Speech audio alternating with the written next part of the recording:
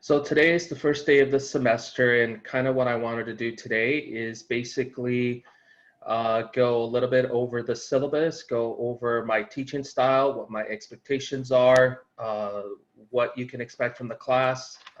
We're not only going to explore the curriculum of public speaking and communications, but I also like to touch on some theories, communication theories, and also discuss certain paradigms and concepts that I think will not only help you to succeed in the classroom, but would also help you to succeed outside the classroom and whatever your career choices and your personal life and things like that. We're just gonna kind of go over what is expected this week, what you need to do this week, and sort of the format of the class. And then that'll be the end of today. We will basically, this class is supposed to be completely asynchronous, which means that it's supposed to be online, self-paced. And however, I have found that, you know, self-paced courses work for some people and they don't work for other people. I spent the summer teaching online, and the results were very different. In my earlier classes that I had online Zoom meetings, everyone passed with flying colors. They did extremely well.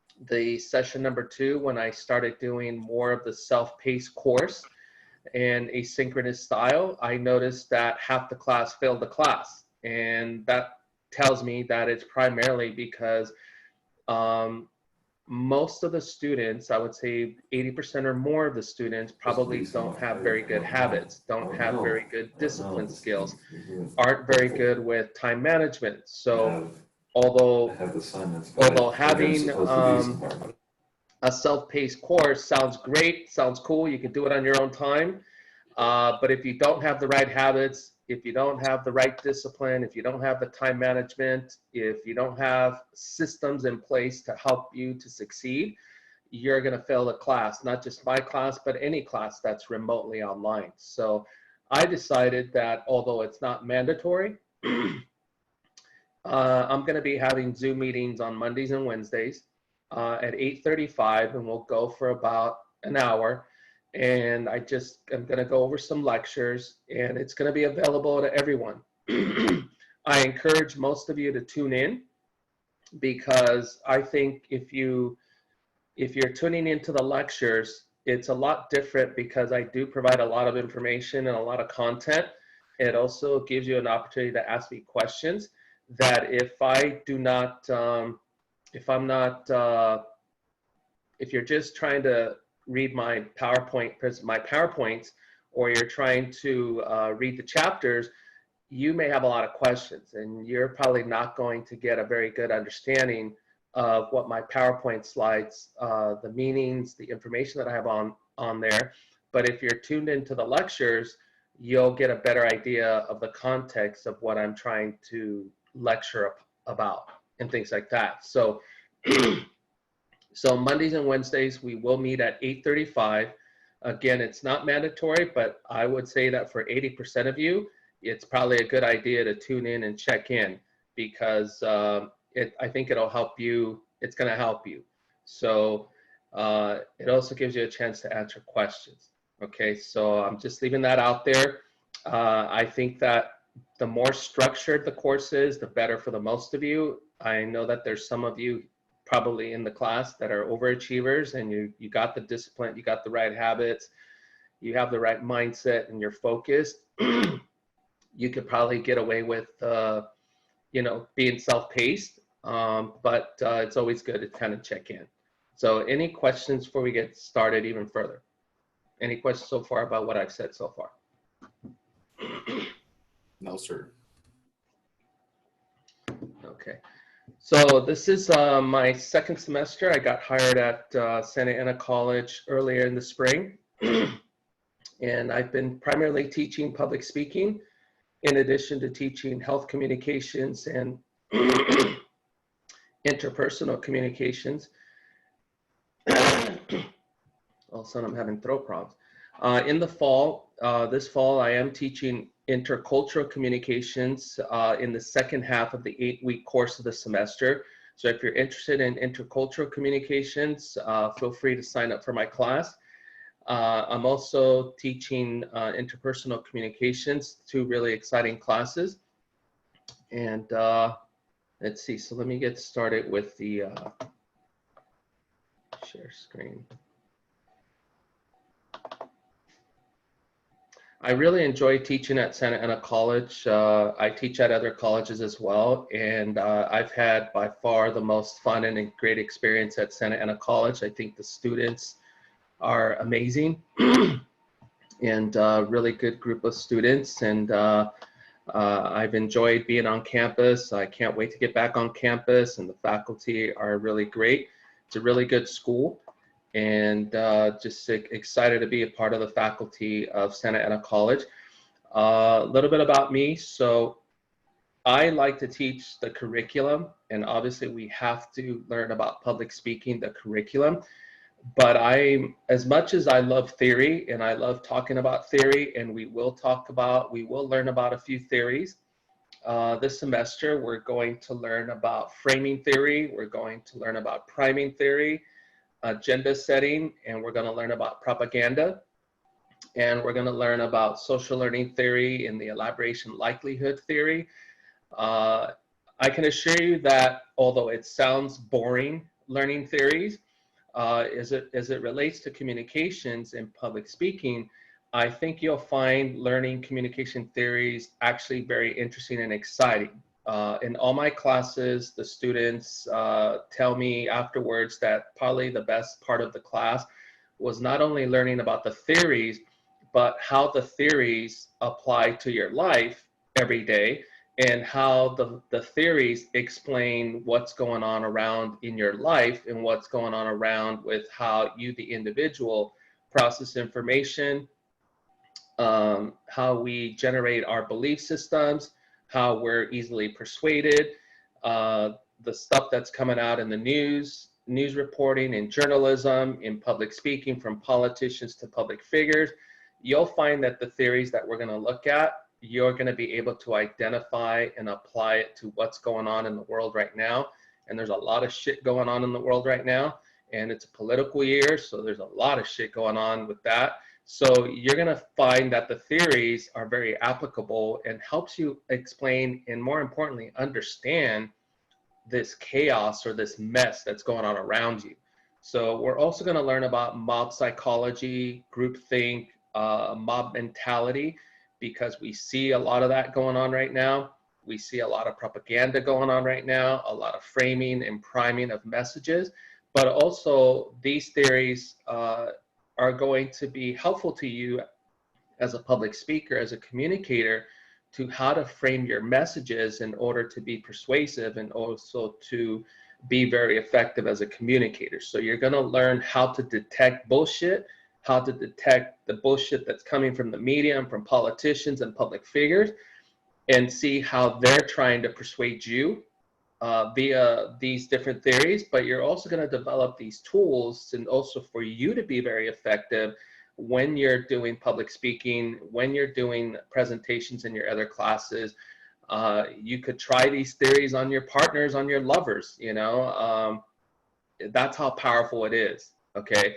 But we're also going to learn about ethics, because it's important to have ethics and virtue, because you're going to learn effective tools that if you're not careful, if you don't have good ethics, you can be borderline over the edge of where you're now manipulating people. Now you're influencing people with the intent of manipulation and things like that. So while these are very powerful theories, you have to be very careful with them, because you could literally use it in the wrong ways. And we don't want to do that. You know, we want to use it for the right reasons. We want to use them to be effective. We want to use them to persuade people, but towards the healthy things, right? But unfortunately, there's a lot going on in the world today, and in culture and in politics, that these theories are being used in a negative way towards, you know, certain motives and things like that. So I like to talk about theories, and the curriculum, but I also like to talk about things that that I think are needed and necessary for you to be effective, not only in this classroom, but in your personal life, effective outside this classroom, right? So you all have goals, you all have dreams, you all are studying something and you hope to pursue a certain type of career. Well, we're going to learn a few paradigms and a few concepts that's going to help you to not only manifest what it is that you want quickly, but also how to be successful in life, because life is a game. And if you haven't already figured that out, if you're over 18, well, you know that life it happens pretty rapidly, and there's a lot going on in life. And the key thing is there's a reason why 90% of people are not successful, and only the top 1%, the top 5% of people are extremely successful. So I like to talk about paradigms and techniques that will help you be successful, because it's important for me. I only have you for 8 weeks. So that's a very short amount of time. They decided to condense the semester from 16 to 8 weeks, at least for this class. So that means I only have you for 8 weeks. So I'm going to cram a lot of information, and I'm going to challenge you on an intellectual level. I'm going to challenge your paradigms, your thinking, your belief systems. I'm going to throw at you a lot of different content you may have heard at, you may not have heard at, or you may have heard it in passing, and we're going to explore these concepts a little bit more in depth. And it's going to challenge you. It's going to challenge you to whether you adopt it, embrace it, or you don't. But I'm going to put it out there for you. And I'm also going to talk a lot about certain techniques that will help you in this class and how to be successful. And I think this makes it a very exciting class. So I'm very different from the other professors. A lot of my colleagues, probably most of them, just stick with the content and the curriculum, and they teach by the book. I like to bring in topics from psychology, philosophy, business, entrepreneurism, a lot of different things into this classroom, and it makes for a very in-depth, rigorous, but exciting class. So you're in for a treat, you're in for an exciting time this class. So I like to say that anyone that enrolls and registers in my class, you win the lottery, because I'm going to teach you things that you could take away with you for the rest of your life. And my goal is to help you pass this class with flying colors, but also to be successful in your other classrooms, but more importantly, to be successful in your life, okay? So that you are in the career that you want, you have happiness, you have success, you have wealth and abundance and things like that. And I hope that you will be open-minded to a lot of the things that you're going to come across, and I hope you enjoy it. I hope that you participate, because participation is extremely key in this class. So please stay engaged and participate, okay? Now, for the next class on Wednesday, we will meet on Wednesday, and we're going to start with lecture number 1. And for that class, I do want you to turn on your video cameras, okay? So that I know that you're not taking a freaking nap right now, you're not asleep. I don't really care how you're dressed, or you're in your pajamas or whatever, but it's important for me to know that right now I see nothing but black screens, and that's okay for today. But for Wednesday, I am expecting for you to turn on your video cameras, and so that I know that you're paying attention and that you're being present in the class, okay? So that's key. So I hope that you've had a chance to take a look at the course shell. So the syllabus is already is there for you, and I'm not going to go over all of it, but I'm just going to go over a few things. And so this course, again, you're going to learn theory in the practice of public speaking. Our emphasis is on learning the process, the principles, the major facets of critical thinking. You're going to have opportunities to do 3 speeches, and you're also going to be expected to create an outline. In addition, I'm throwing in there, because I think it's important for you to develop not only critical thinking skills, but also to learn how to think independently. in addition to learn how to do research, scholarly research. So there is part of this class, not only do you have to do 3 speeches, the informative speech, the persuasive speech, and your special occasion speech, but I'm also going to throw in there a literature review. So you have to do a literature review, which is usually a chapter of a major research paper or a master thesis or a senior thesis. And you're basically going to study one of the theories that I'm going to talk about, but there's also a lot of other theories. And you're going to select a theory, and you're going to tie that theory to a specific topic that you want to explore, and you're going to write a scholarly type of writing paper. Okay, very important. I can assure you that the benefits of writing a literature review will stay with you, because you have to do some research. You have to do some analysis and synthesizing information, and you have to write almost in a very scientific manner. So it is going to help you in your other classes, because I know for sure you're going to have to do a literature review in some of your other classes. Definitely once you transfer and you go to the next level, you're going to have to do a literature review. So might as well get some experience with it now. The process is fascinating. It will stay with you. It'll help you whether you become a writer, whether you have to write research papers, or whether you write business plans. So it definitely helps you. So that's what's unique about this class. And so important dates. The course ends October 18th. The last day to drop the class is October 4th, and it's your responsibility to drop the class. But if you do not participate weekly on the assignments, I will drop you. So that's one of the FYIs, is that you do have to show me, and I do have analytics on my end to let me know who's checking in, who's logging in, who's doing the assignments. If I see that you haven't participated or done any of the assignments in the first week, you'll be automatically dropped. So I will drop you.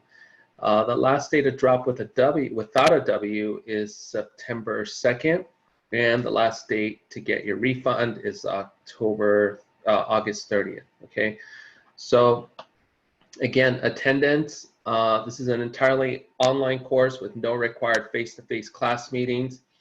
However, as I mentioned, I am going to have Zoom meetings. I encourage you auto attend and be engaged and to learn.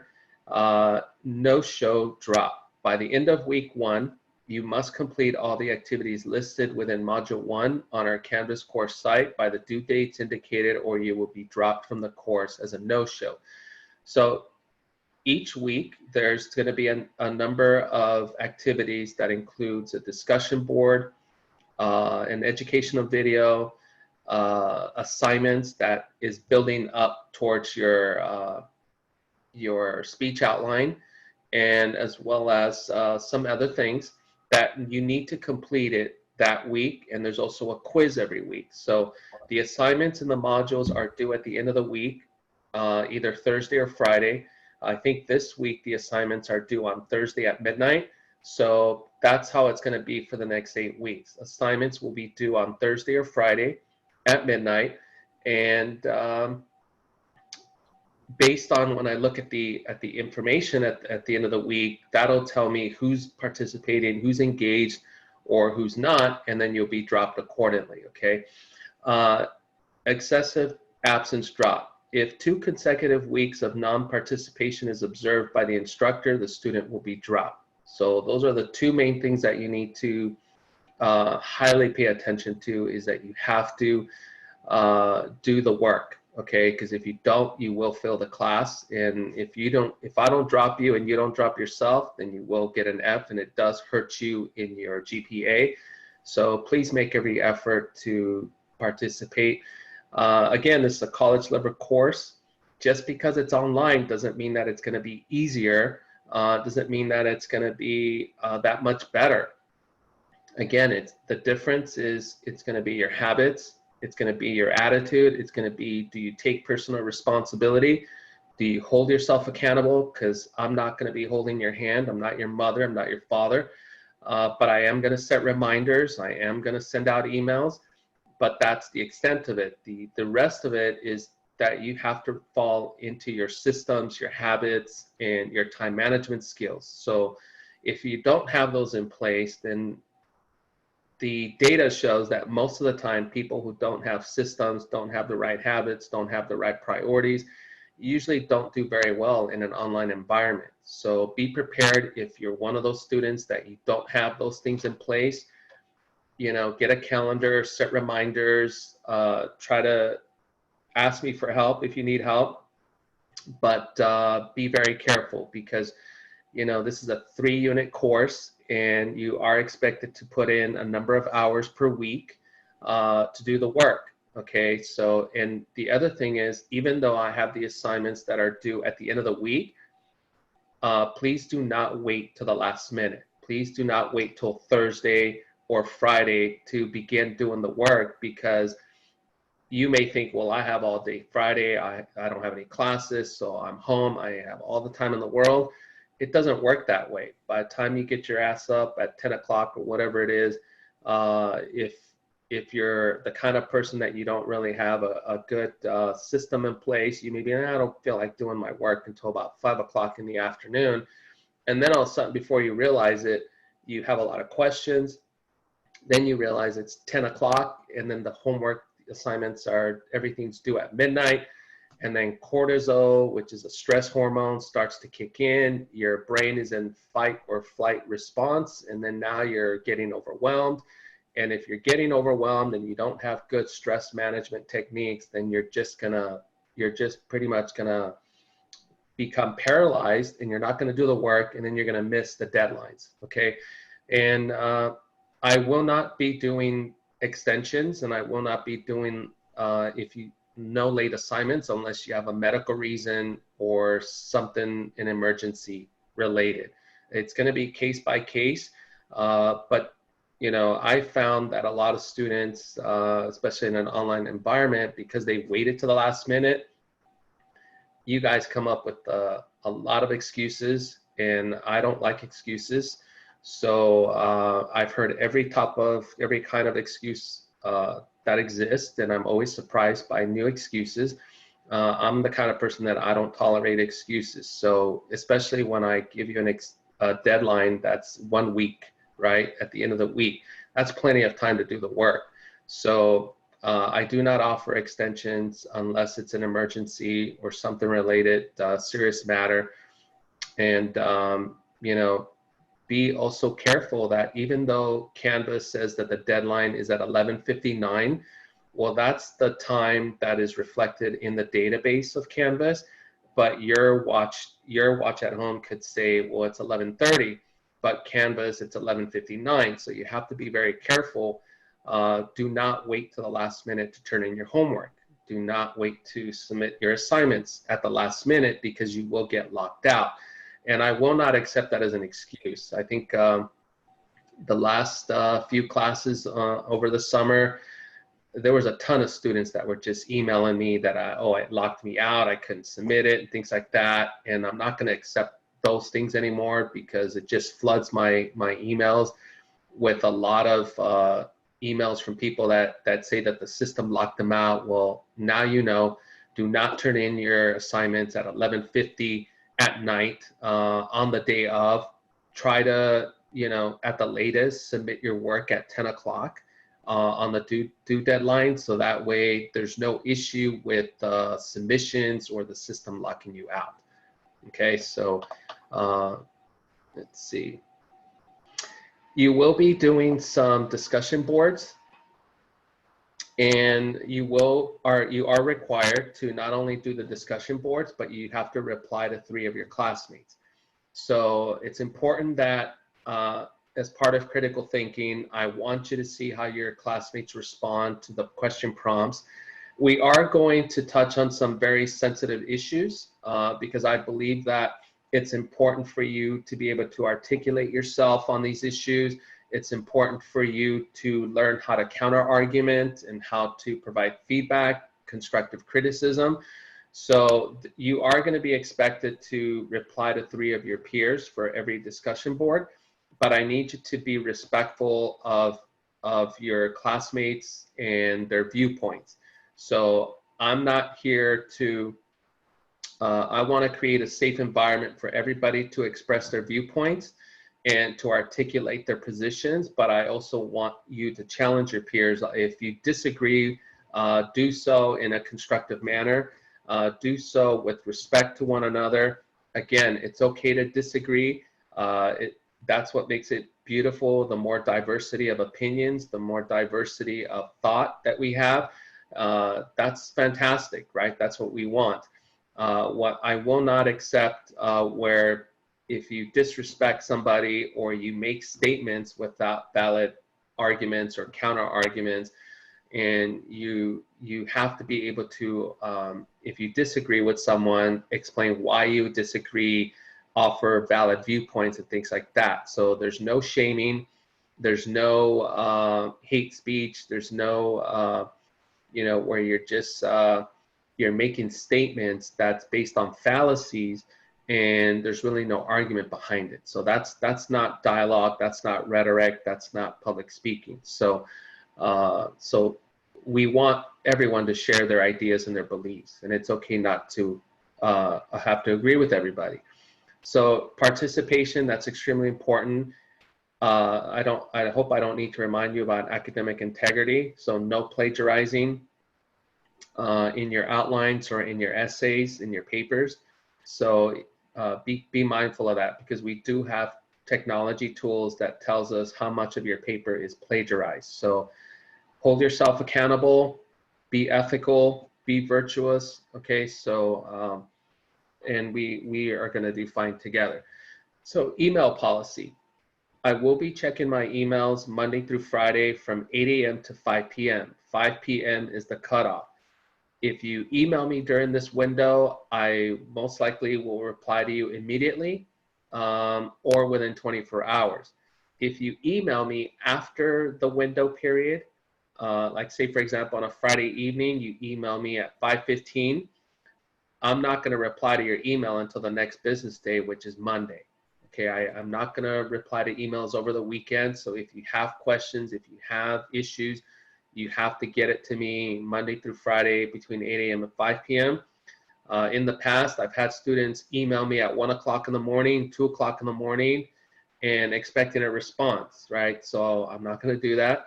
And you should be hearing from me within 24 hours. If you don't hear from me within 24 hours, then send the email again. But please remember that you're not the only class that I have. So you need to tell me your first name, last name, the class section number that you're enrolled in, and the title of the class, and the time of the class. So that'll help me understand which class you're in, and so that I know how to respond. So we're going to be having a quiz every week. I think there's about 5 quizzes that you have to do, plus the final exam. There's about, I think I have 12 discussion boards, and there's going to be a variety of topics that I'm going to throw at you. And then 4 educational videos. The educational videos are the new concepts and paradigms that I'm going to be talking about, which is usually nice because I've gotten great feedback on these videos and some of the new ones that I'm going to throw at you, because students may not have heard these type of paradigms, but they found it very helpful, right? So there's 4 of those. You're going to have to do research. You're going to have daily assignments that you have to do, but the assignment, basically, you have to submit a speech outline to me. And so the speech outline has the introduction, the body, and the conclusion. So I've basically broken down the speech outline into different parts, which is the daily assignments to help you start building towards your speech outline. So you're going to have an assignment today in which you have to come up with a speech topic. So you have to come up with 5 potential speech topics, and that's one assignment. The assignment tomorrow is that you have to do a works cited. So once you identify what the speech topic is, you have to do some research and try to come up with 3 sources. And the other one is we're going to learn about works cited. So you're going to learn how to do works cited page in MLA format. And the reason I broke it down into daily assignments is so that when the outline is actually due, you already have all the work done, and you've done the work in the correct format. You've gotten my feedback, and now when you submit your outline, technically your outline should be perfect or 99% perfect, and because you've already done the work. So that's the whole point of the daily assignments. It's not hard, it's not difficult, but if you don't do it daily, it does become overwhelming if you wait to the last minute. And with the assignments, the speech outline is about 35 points. So I've had students where, because they didn't do the assignments, because each assignment is worth 10 points, they don't do the assignments, and then they submit their outline, and the outline is not what I expected, not what I wanted, not what I've been trying to teach you. And basically, you're not going to get 35 points. You may get 5 points. You may get 7 points. And you've basically thrown away and left on the table 20 points or 25 points. And that's going to hurt you when you get your overall grade for your speech.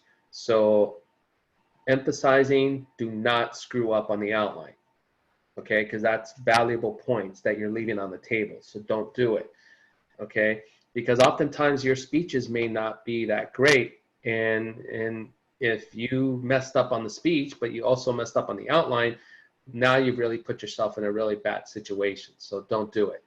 Okay. I will have lectures on Mondays and Wednesdays, and I provide you not only the chapters, but also the PowerPoint presentations, which you can use as study guides for your quizzes and for your final exam.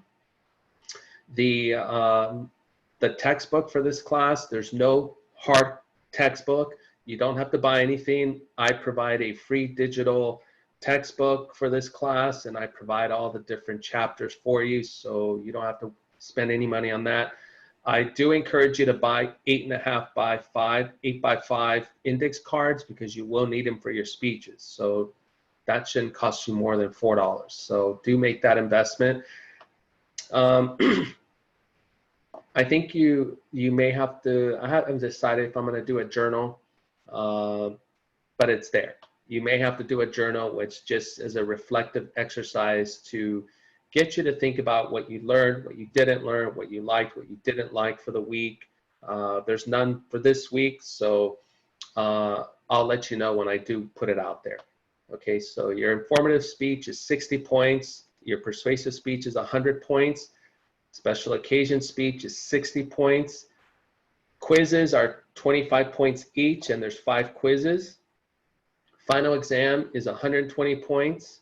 Film review is 25 points. You do have to watch a film called 12 Angry Men, which talks about persuasion and manipulation, as well as groupthink, as well as the different group dynamics. That's psychology and human related. So I do like to talk a lot about psychology and bringing in the psychology. I do like to talk about bringing neuroscience in, as well as, you know, human nature and things like that, because we are interacting all the time with people. And I do talk a lot about interpersonal relationships, because I think that's all related to us as public speakers and how we interact with others around us, so that we can become better communicators, not only to our friends and our family and our loved ones, but also to our colleagues at work, but also so that you sound more articulate, especially when you're trying to get a job, but also to be able to develop good dialogue, right? And to also understand how human behavior, human nature, and how the mind works and how we're influenced, so that you understand these things, because I think it'll make you a better individual.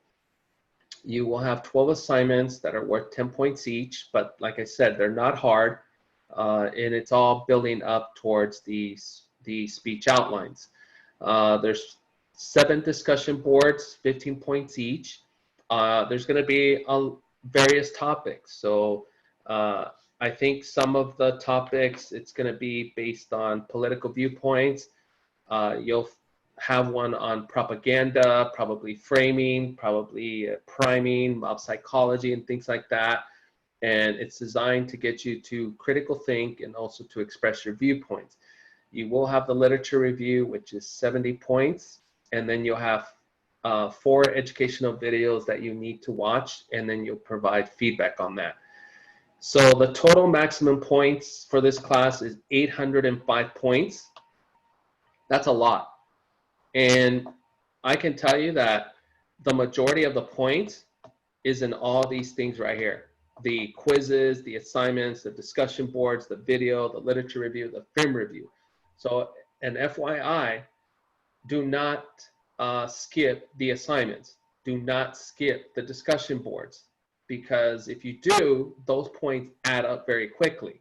So if you look at the the discussion boards, it's 105 points. The assignments is 120 points. The literature review is 70 points. The film review is 25 points. Very quickly, you can find yourself in an F if just by missing the assignments and the discussion boards, because that's over 100 points right there. So the speeches are actually not the main part of the work. It's all the other stuff. So don't miss that. Okay, it's designed for me to get you to stay engaged and stay active, and to learn more about how you think and learn more about your perspective and things like that. So I'm not going to say that I want you to participate. Okay, I don't grade hard when it comes to the discussion boards and assignments, but if I see that you're doing half-assed work and you're not really taking it seriously, the assignments or discussion boards, then I do grade hard. So just show that you want to be here, show that you want to be in school, that you want to get, you're interested in your learning, take ownership of your learning, okay? Because where most students hurt themselves is that they don't take the assignments seriously, they don't take the discussion board seriously, and then before they know it, they're like, why do I have an F? Well, you didn't do the majority of the work. They're like, well, I already did my speeches. Well, that's not the main part of the work. So don't leave points on the table. I like to say, don't throw away points, okay? So in order to get an A in this class, you need a minimum of 724 points. I do not give grades, I give points. So if you have on your Canvas a grading module that will tell you what your points are, and then it does calculate for you your percentages. So that's how you know what your standing is in the class. So for those of you that are shooting for an A, it's 724 points to get into the A bracket. If you want a B, it's 644 points. If you want a C, it's 563 points. For those of you that you want a D or you want an F, well, don't do any work and you got an F. And if you want a D, then it's 483 points. So be mindful of that, okay? And again, it is a lot of points, but it's not hard. This class is not hard. You just have to be consistent. You just have to be on top of your work, and you'll do fine in this class, okay?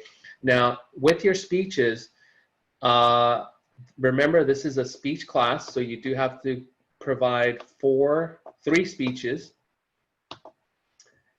Now, because we're online, we used to have where you had to provide a speech in front of the class online. I decided not to do that anymore because it takes away from our time in the class, and literally we can lose a week just by doing speeches. And since we have 35 students in this class, that's a lot of class time that we would miss.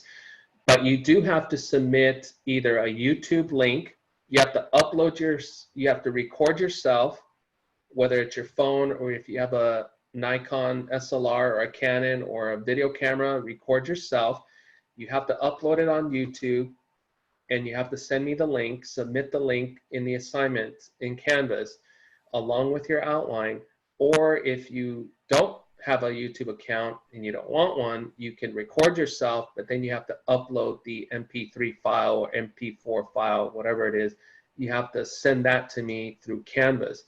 I will emphasize though that this is a speech class. So that means I know some of you are probably very good and very creative at digital editing, and you're good with the Apple video editing software. This is not a video editing software class. So Some students thought they could be slick and sneaky by submitting videos that were completely video edited the entire speech, and I gave them a 0. Okay, so don't do that. Okay, I'm a video editor. I do videos for my business outside of school, so I know what it looks like. I know when you're video editing, so do not do it. Save your creativity for another class. But the only time for your speech, if you want to add visual aids in your speech, and some students have actually done phenomenal visual aids inside their speech with these really awesome graphics and charts in the background. If you're good at that and you know how that shit works, then by all means do it. If it enhances the quality of your speech, that's fantastic. So that's the extent of the editing that I will allow. So you can add your slides or your visual aid or your chart or your graph or a photo, whatever it is, to enhance your public speaking speech. That is allowable. But what's not allowable is for you to edit your speech and to make it look like it's perfect, but I could tell that it's not perfect because I know what video editing, what to look for. So don't do it, because you will get a 0 and you don't get a second chance. Okay. Now, I do provide under course resources here where it says oral presentation tips. So these are some of, I've already uploaded the informative speeches of some of my students over the summer. So there's 4 examples here of really good speeches so that you have a better idea of what I'm looking for. Okay, so that's for you to look at. It's there. I'm also providing under the resources here all the communication theories that we're going to be examining. That's within the discipline of communication, but we're not going to cover all of them. We're only going to cover the main ones that I see what's happening in the world today. But I do encourage you to go over the communication theories and get familiar with it and read it, because you are going to have to select a theory to do your literature review. Okay, so you should get familiar with the theories, and then I provide information about confirmation bias, which we are going to talk about confirmation bias. We're going to talk about logical fallacies.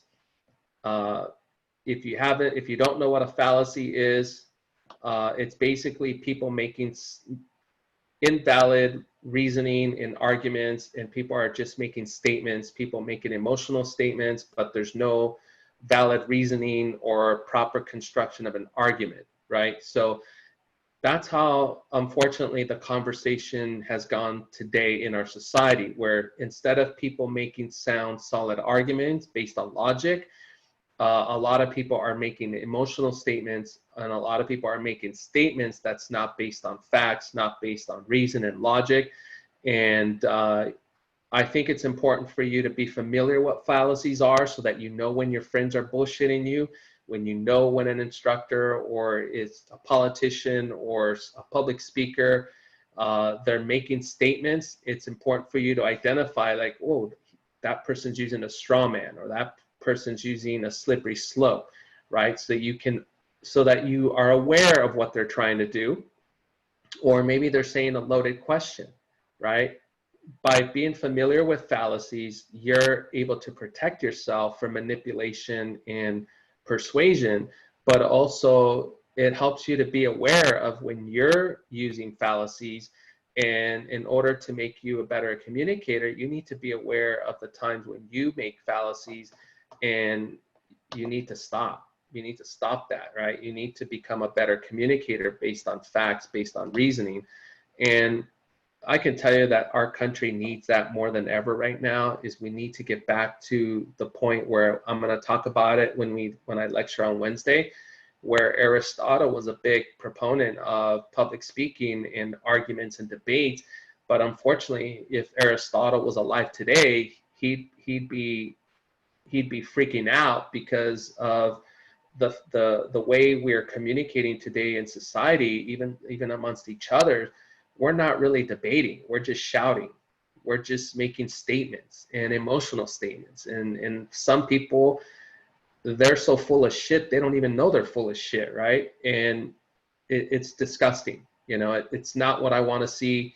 And I decided that I'm going to commit to educating my classes on proper fallacies and cognitive biases and things like that to elevate the discourse so that we can get back to the point where, hey, you want to disagree with me on this issue? Well, here are my valid arguments. Here's my points. And then what is your counter argument? And have a really good discussion, right? We need to get back to where we can have discussions in a very proper way, in a logical way, and have a better understanding of why people believe what they do. So you're also going to learn about Purdue OWL MLA style format, verbal citations and speeches, Monroe's motivated sequence. You'll learn that when we discuss persuasive speeches. And then I am going to provide to you some literature review examples of some students that have done an excellent job with their literature review. One of my favorites is an 11-year-old girl. She was in my class over the summer, Sophia, 11 years old, and she wrote a very high quality scholarly research paper. I'm talking master college level type of a writing, very impressive. So you will have that as an example for you to look at.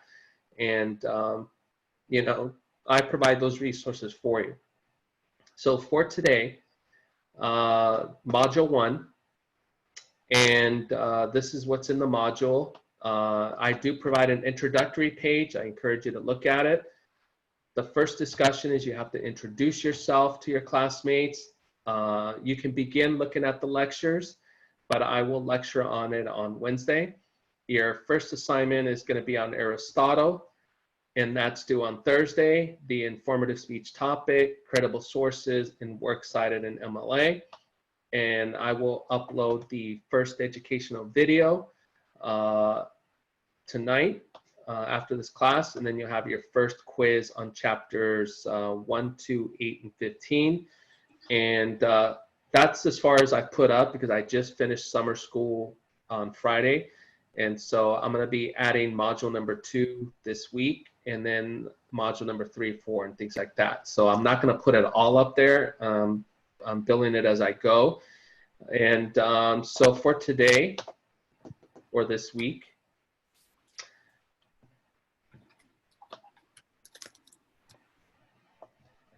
we're going to explore public speaking and its origins. In addition, I'm going to get right into the informative speaking and organizing and outlining your speeches. So your first speech isn't probably going to be, I think it's going to be next week or the week after is when you have to do your first speech.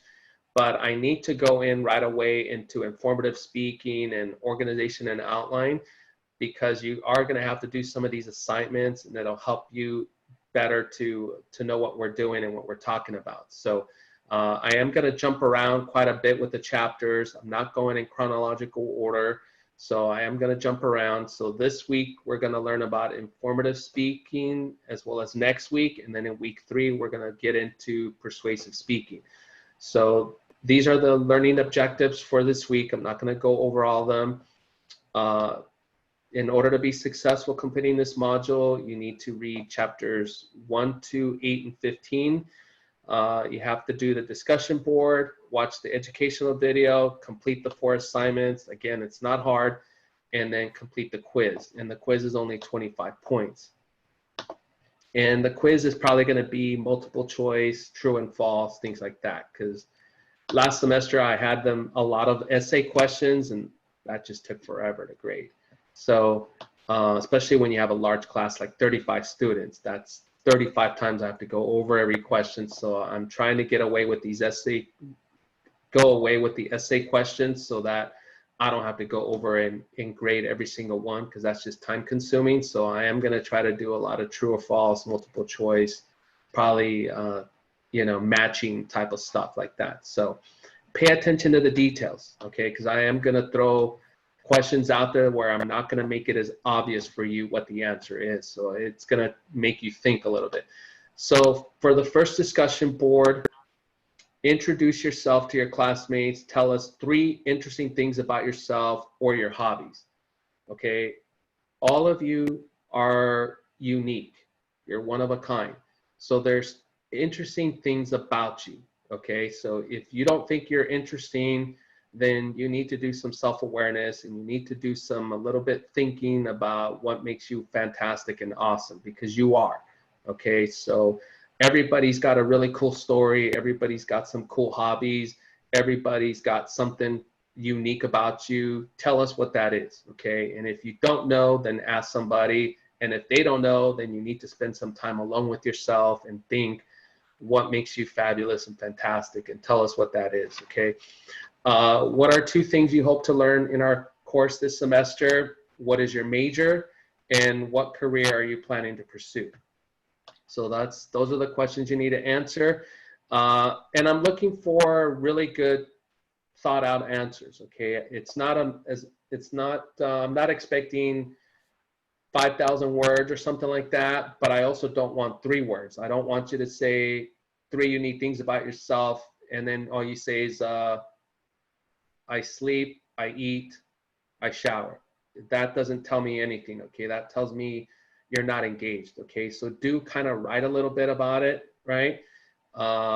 Make it interesting. Let us see your personality. Let us see what you're all about, okay? So I'm not expecting pages of answers, but just enough to show me that you're putting some well thought out answers into this, okay? Then you need to reply to 3 of your classmates. And when you reply to your classmates, don't just say, yes, I agree with you. No, I agree with you. Oh, I think you're cool. No, I want you to say, I agree with you, but this is why I agree with you. Or I like your hobby. Have you thought of this? Blah, blah, blah. Kind of like you're having a dialogue. So that's the kind of responses that I expect, not only today, but from the rest of the discussion boards. Is I want some really good feedback. I want you to provide sound feedback, sound knowledge, and things like that. Okay, so that's what's due. Let's see, let me just go over.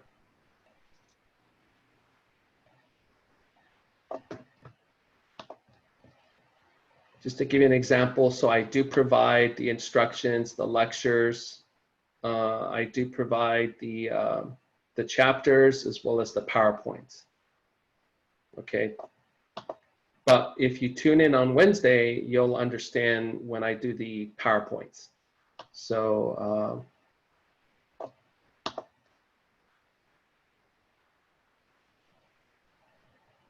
now the Aristotle Assignment, he's my favorite philosopher. I've been highly inspired by Aristotle in my life, and hopefully if you know a little bit about Aristotle, because he's definitely one of the most influential Greek philosophers. He's the reason why we study communications today. But a big inspiration in my life, I actually named my weekly talk show, the Lyceum, which is after Aristotle named his first academy, the Lyceum in Greece, where he was teaching people that were interested in knowledge and learning. So you're going to look at these 2 videos. You're going to read this Stanford Encyclopedia of Philosophy article, and then you need to do a 2-page essay due on Thursday, and pretty much telling us, focusing on a particular aspect of the philosopher, his contribution to the field of public speaking. What was his main work? What did he believe about ethics, virtue, and rhetoric, and things like that? So enlighten me. Tell me some unique perspectives that you've got from the information that you're going to look at. Then you're going to do for your formative speech topic. So I want you to start thinking about possible topics.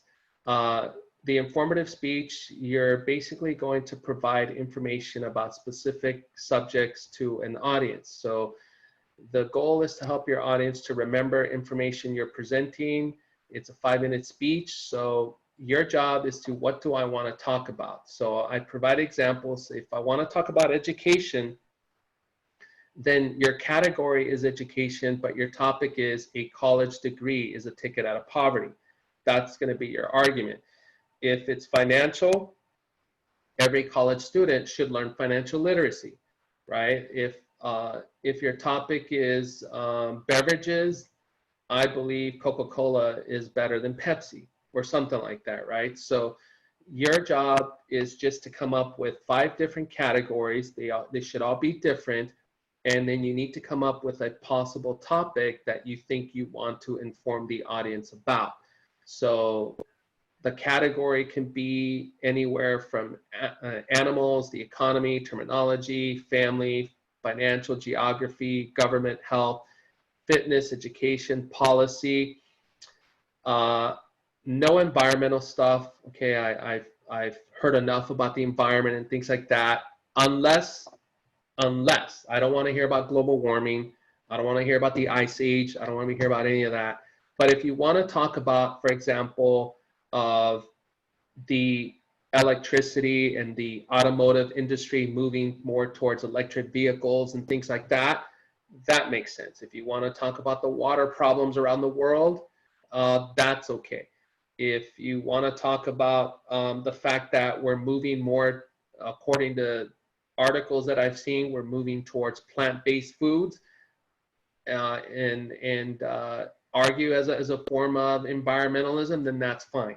But I don't want to hear about the ice age. I don't want to hear about all that stuff, because it seems like every semester, the students that are pretty lazy or you know, you're not really putting a lot of thought, you pick those type of topics. Okay, so I'm not looking for half-ass work, people. I'm looking for you to challenge yourself, enlighten me, excite me. So I've provided examples of categories here, but you can come up with your own. You can come up with nanotechnology. You can come up with the fact that there's a meteor supposed to cross by Earth before the election is something like that. Whatever. Okay, so if you want to talk about the fact that we're going to Mars or space travel, fine. You know, just be creative. Okay, so you need to pick 5 categories, 5 topics. So that's how easy these assignments are. Okay, and then let's see. So I'm just going to go over it so you have an idea. Then once you identify what your topic is, then you need to go look for sources, and you need to do some research. And I provide a checklist for you to how to evaluate good sources. And then again, basically you only have to come up with 3 sources. And then I tell you right here, what is the title, who's the author, what's the website link, what type of source is it? Is it a magazine? Is it a book? Whatever. And then date access. So very simple stuff, not very hard, but just time consuming. Okay, so any questions so far? I have a question. Yes. So you said in regards to the category, let's say it's fitness, what would like the topic be? Like, say it again. Can you repeat that again, please? So if I were like, you have one of the examples as fitness for the category, and what would be an example of a topic for that fitness under category? So like, say for example, like it's obvious that something like 80% of people don't like to exercise. They dislike exercising. So if I was going to talk about fitness, that the benefits of a fitness regimen in your life, I could provide a fact that, hey, maybe you don't like, most people think, do I have to go to the gym? Do I have to lift weights? I can say, well, yoga is a form of fitness, right? Power walking is a form of fitness, right? Dancing is a form of fitness. So you're talking to an audience that probably to get them to move their body, right? So, you know, there's an obesity problem in the country. Most people are eating a high carb diet. So you want to be able to talk about the different ways that people can exercise other than just running or doing jiu-jitsu or doing cycling or going to the gym. If I was targeting for women, a lot of women think that if you lift weights or you do strength training, that you're going to bulk up and become this big, massive bodybuilding physique. Well, that's not true, right? Resistance training helps you with your heart, with your blood flow. It helps for your bones and stuff like that. So that's an example of where you could talk about fitness. I've had students talk about fitness going hiking. Hiking is a form of fitness, right? The main thing is to be very creative about a particular topic about it, you know? So does that answer your question? Yes. Okay. Any other questions so far?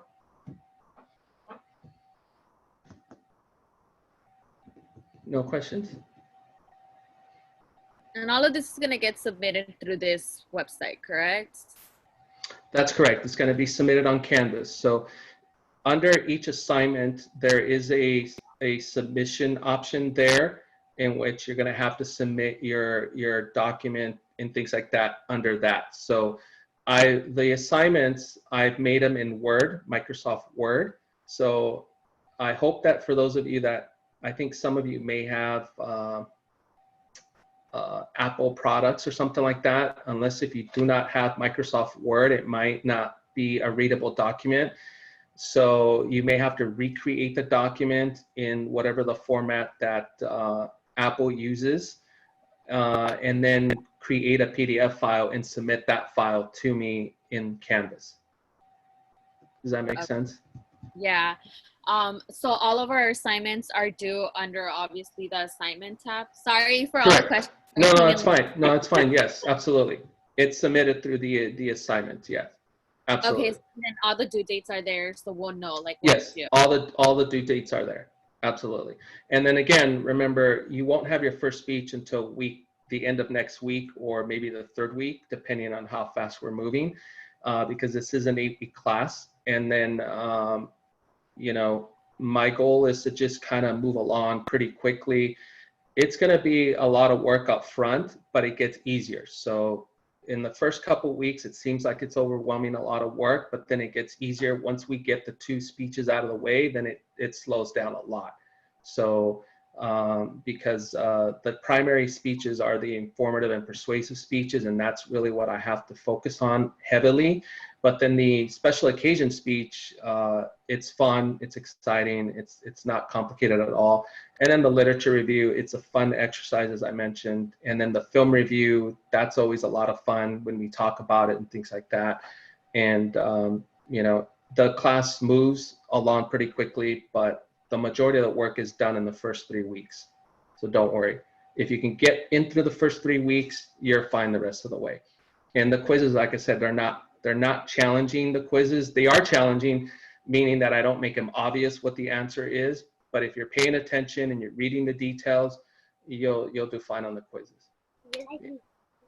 Any other questions? No, for now. Okay. So the last thing I want to talk about for a few minutes is a little bit about me, so you know where I'm coming from and you understand why I teach the way I do.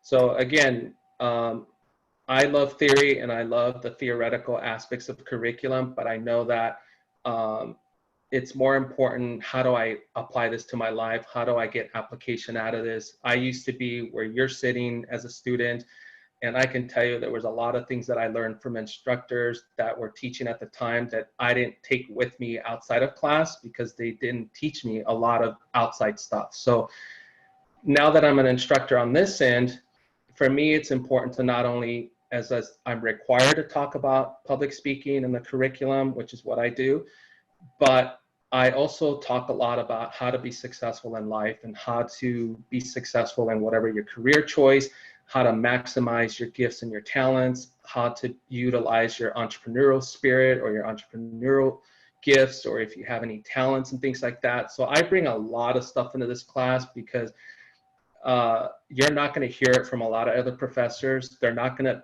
give you knowledge or tips or the things that students should learn in college or should learn at a university level. They're not learning these things. And then when they graduate, they're left with, a lot of the stuff that I've learned in college doesn't really apply to what's happening in my world and life. And now I have to learn these things. So that's what makes me unique, in that I will talk about some of the things that I wish when I was in college and in graduate school that I wish instructors talked about, that I had to learn the hard way when I graduated. And then I was like, well, 90% of the stuff I learned in college, I never used in the real world, right? So I'm going to talk about things that hopefully there's a lot of takeaways that you'll take away from this class that will be beneficial to you now, and you can apply into your life now to help you achieve whatever your goals are. So I'm not a traditional professor. I'm probably one of the few professors that I can say that It wasn't my decision to become a professor. I didn't want to become a professor. That was not my original dream. And, you know, because I wasn't exactly aspiring to be a teacher when I was younger. So when I was younger, I got caught up with the wrong crowd. I got caught up with the, what most young kids get caught up in, the, you know, popularity things and running with the wrong crowds. I was partying a lot. I was drinking a lot. I wasn't a very good student in school. And all that came together, and I ended up in prison at the age of 21. So I was in prison for drunk driving. Fortunately, it took the life of my cousin, who was 18 years old at the time, and he was going to be a student at UCLA and study law. And I got sent to prison for 6 years. So it was during the time that I was in prison and I was in solitary confinement that I got to really think about my life, my behavior, the paradigms and belief systems that were passed down from my family, the programming that I was receiving from my childhood, from my environment, from my parents, from my cousins, from the people in my environment, and also what am I going to do with my life. So it was when I was in prison that I started to do a lot of reading, and I started to read about Aristotle and all these different philosophers and all these different subjects. And it was in prison when I decided that, okay, I want to change my life around, and I want to turn my life around, and I want to give back. That set me on a different path. But in order to transform my life, I had to transform my thinking, my paradigms. I had to unlearn a lot of things that was passed down from my parents, from my environment, and I had to reprogram it towards a different type of thought process, but which allowed me to become successful, not only completing my bachelor's degree, but also accomplishing my master's degree. But also I have 4 businesses that I've started. I'm currently writing my first book. I'm currently a Toastmasters champion speaker. I'm getting ready to do a speaker circuit. So there's a lot of things that basically I've had enough life experience, and I've had a lot of life failures. I failed a lot in life, which I used to think at the time, that's not a good track record. However, it's allowed me to fail towards success. It's allowed me to learn a lot of wisdom, a lot of knowledge that has helped me to start 4 businesses. That's allowed me to start a clothing company, to start a branding agency, a media company, you know. So it's allowed me to be successful now, but I also think it's helped me to be a much better instructor and a teacher, because I bring in a lot of my life mistakes, the things that I wish I would have learned when I was younger, the things that I wish somebody would have talked to me about or told me about, so that I guess what I'm trying to say is I want to help you. You know, I can't prevent you from failing. I think failure is a good thing, and there's a lot of lesson and wisdom that you can gain from failure. And I have a 14-year-old son that I allow him to fail because I know that it's good for him, right? But I also think that there's a lot of wisdom and lessons that I've learned along the way from my mistakes, but from my mentors and the good people that have come into my life that took me under their wing. I want to shorten that learning gap for you, that so that if you want to be extremely successful, if you want to start your own business, if you want to start a career, if you want to, how do I know what my gifts are? How do I maximize my talents? I want to help you close that learning curve so that you don't have to spend your years like I did. I spent a lot of years reading a lot of books, doing a lot of workshops, a lot of learning, and I realized that there are people that can be life coaches, mentors, people that have a lot of wisdom, that if they just helped me close that learning gap, I don't want you to have to read 500 books. I've done all the reading. I don't want you to go around in circles, trial and error, trial and error. I want to give you the Cliff Notes version, or not really a shortcut, but tell you, follow this structure, follow this plan here to get you faster to where you need to go, so that you can achieve the happiness and prosperity and abundance and the joy, and so that you can be doing what it is that brings you excitement and brings you joy. Does that make sense? So that's where I'm unique as an instructor, in that I'm coming to you from a place of, hey, I want to see you succeed. I want to see you prosper and be successful at whatever it is you're doing. I'm not here to just, take your money, or the school is, and me teach you the same boring stuff or whatever because you have to. I want you to get out of this class because you're paying for this class. I want you to get out of this class some gold nuggets, some wisdom, some very key concepts that you can take and apply to your life right away, because I want you to succeed. And I wish that I had instructors, when I was an undergrad and a graduate student, that would just tell me how to be successful in life as well as the classroom. And that's where I'm coming from, because I really do care about my students. I care about each and every one of you, what your story is, what your backstory, where you're going, what your goals are, what do you, what ideas or dreams do you have. In every one of my classes, and I've been teaching since 2017, because I had a late start, because not only was I in prison for 6 years, but I had to start late. And then it's not easy having a felony. It's not easy to be given a second chance. So it's taken a while for me to get into the classroom. But I can tell you that from the classroom, I've had at least about, I would say about less than 5%, 1 or 5 students from every semester that I've taught, where these individuals have started their own businesses. They've started investing in the stock market. They found their gift. They found their talent. Many of them are starting entrepreneurial endeavors and things like that. And I show them how to do things. I teach them these things. And some, for many, are starting for the first time, recognizing what their talents are. And this, over the summer, I started an investment club, and I have about 50 students, and 30 of them are now investing in the stock market, taking advantage of the stock market opportunities that are there. Because me personally, the goal for all of us is happiness, but more importantly, happiness, but also healthy relationships, find healthy relationships, find work that is meaningful work, meaningful purpose. You know what I mean? I worked for a lot of years at a job that I hated every second. I hated every minute of it. And I felt like a slave. I clocked in at 8 o'clock, was there at lunch until everybody took the same lunch, and we went home at 4:30. And then I had to work for bosses that were not very good leaders and not very inspiring leaders. And I felt that they were there for the money, and they were micromanagers. And so for a lot of years, I spent a lot of time working in jobs that I didn't like, and I was unhappy. And the quality of your life is going to be contingent upon the work that you do, So if you have, I think Steve Jobs said that if you love what you do, you'll never feel that it's work ever. So my goal is to help you move towards that path, towards that career or that field that allows you to feel that every day is not work. I'm having fun. I love what I do. I enjoy what I do, because that reflects in your happiness, and it creates good energy. It creates good mental health, physical health, and all that kind of stuff. The number one killer in the world is stress.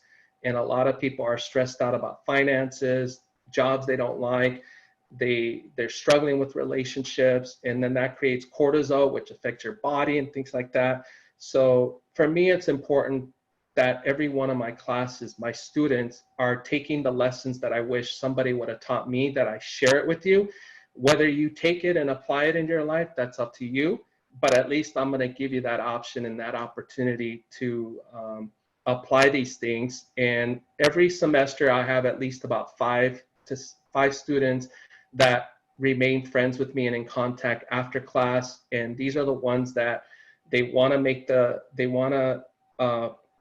maximize their life. They want to have a bright future. They want to take advantage of things. I'm not going to be here to tell you that education is important and knowledge is important, but also self-learning. And if there's one thing that we've learned from this pandemic, is that this pandemic has disrupted everybody in every industry. So imagine if you are a linear thinker. If you're a linear thinker and your viewpoint is, Well, I graduate and I get a job. Now you found out that, well, guess what? There's black swans out there in the world that could disrupt your whole world. And now you're out of a job, you're in unemployment. And if you're a linear thinker, you don't learn to adapt. Whereas my philosophy, I teach people that you shouldn't just have one income. You shouldn't just have one plan. You should have a versatile, adaptive plan that allows you to have multiple revenue streams, that allows you to have multiple options and multiple outlets. And like I have 7 revenue streams.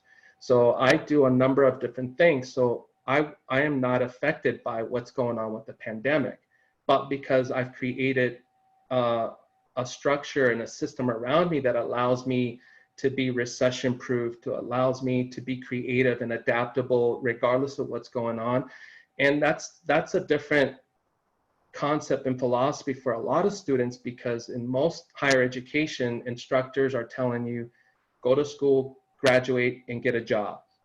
I want you to have a career, but I also want you to leverage your God-given gifts and your God-given potential, because every one of you has a unique gift and talent that you can leverage and maximize it and grow it and develop it, in addition to maybe having a career. Some of you here, you probably could be a good writer. You probably could be a filmmaker. You probably could have an entrepreneur business. You could have a life coaching business or other things, but you've never been taught that. You've never been encouraged that. And some of you, you're probably could be a great speaker and things like that. But I don't know. Only you know what your talents and gifts are. But I want to give you that opportunity by sharing you ideas and information that hopefully will light a fire in you, or that at least awaken those seeds and water those seeds to allow you to figure out for yourself, wow, I never thought about this until this class, and now I'm going to explore it. I had a single mother in my other class. She didn't realize that she was going to be a very good investor. And through the techniques and information that I've trained her and taught her, she's now got a portfolio in which she's generated a profit of about $400,000. And this is a woman who said, I never would have considered investing if I wasn't in your class and you didn't talk about it. And now I'm an investor, and now I'm taking financial responsibility for my life. And now I see my future better, because now I realize I'm actually really good at investing. And she's got the proof, because she's got a portfolio that has generated $400,000 in profit, right? So, and I don't know what the seeds are that are in you, but I do know that if I talk about these concepts and teach about things, that I trust that God, the universe, whatever, is gonna awaken that desire or open that curiosity in you that will allow you to explore some of the things that we'll talk about. And that's what I want, because I don't look at you as just a number or just a student, and you know, you're here for 8 weeks and then you go away, and doesn't matter what's going on with you. I actually do care about my students. I do care about your success outside this classroom, and I want to provide you with whatever the tools are to help you succeed, because it's been a long road for me to be an instructor, but I wouldn't change it for the world. My first experience in public speaking was, I didn't take a class. The judge told me upon review, he says, well, I'm going to release you early, but under the condition that you do public speaking. And either you do public speaking around at local high schools, or I'm going to send you back to prison longer. So of course I said, I'll speak wherever you want me to go.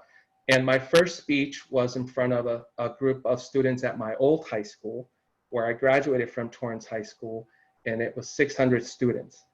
And it was a painful experience, because I remember that I used to be one of the students in the audience listening to a former drunk driver talk about drunk driving, and here now I am, a drunk driver, got out of prison, and talking to students about a message that I had heard.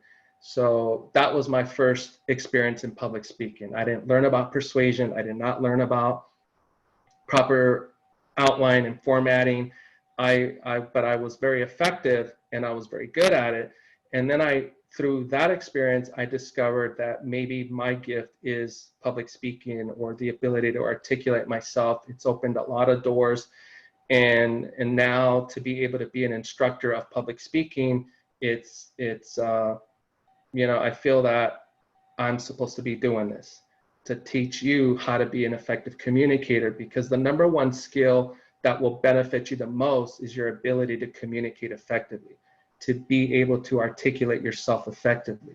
It'll help you in business, it'll help you in your personal life, in your relationships.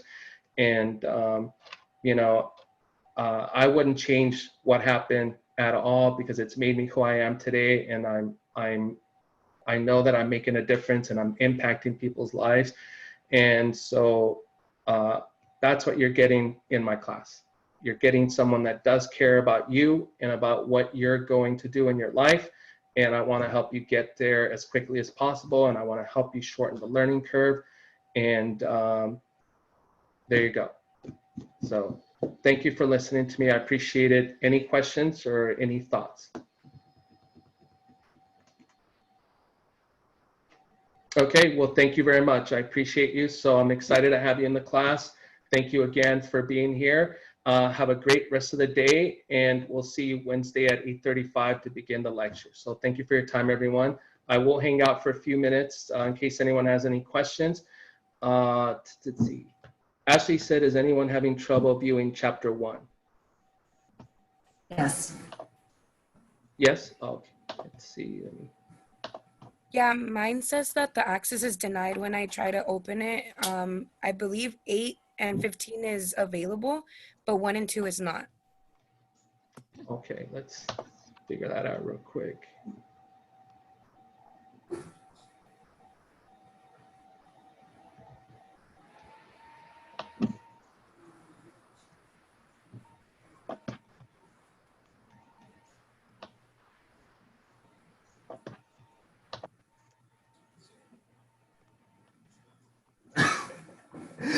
So it doesn't show up like this. Okay. And you're not able to download it either? Is that correct? Yeah, that's correct. I'm not able to see where it says like the chapter 1 under resources that it pops up. I'm only able to see it for chapter 8 and 15. Oh, okay, then I will try to correct the links and everything. And then, are you able to download it though? I am not. Okay, so I will try to correct that real quick right after class and then get that fixed. So I will look at the chapters. Okay, thank you for that. Thank you. Thank you. Anyone else? Okay, thank you everyone. You're free to go, and excited to have you in the class, and I look forward to the next 8 weeks together. Thank you for your time. Thank you, Professor. Thank you. Thank you.